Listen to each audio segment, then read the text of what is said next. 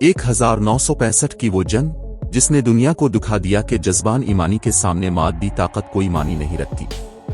कहानी शुरू होती है 6 सितंबर 1965 की इस सुबह से, जब जनरल अयूब खान ने रेडियो पाकिस्तान पर तारीखी खिताब करते हुए ऐलान किया कि दुश्मन ने हम पर हमला कर दिया है। उनका वो जुमला ला अला इल्ला अल्लाह के मानने वालों पर बुज़दिल दुश्मन ने हमला किया है, उठो और दुश्मन पर टूट पड़ो, सुनते ही पूरी कौम सड़कों पर निकल आई।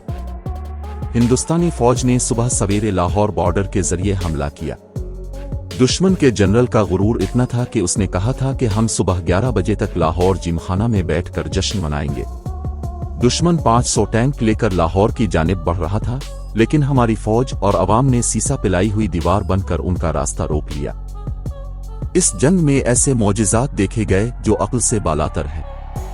जब हमारी तोपों के गोले रेंज कम होने की वजह से दूर गिर रहे थे, तो अचानक वो रुख बदलकर बराह रास्त भारतीय टैंकों पर गिरने लगे।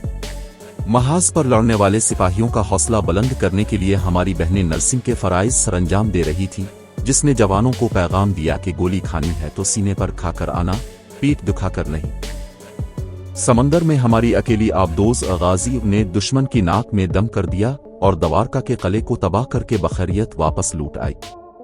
एक पकड़े गए भारतीय पायलट ने एतराफ किया कि उसे हदफ की जगह सिर्फ खेत नजर आ रहे थे, और उसने उन सफेद लिबास वाले घड़सवारों का भी जिक्र किया जिनकी तलवारों से शोले निकल रहे थे। ये जंग सिर्फ हथियारों की नहीं, बल्कि अल्लाह की मदद और यकीन की जंग थी।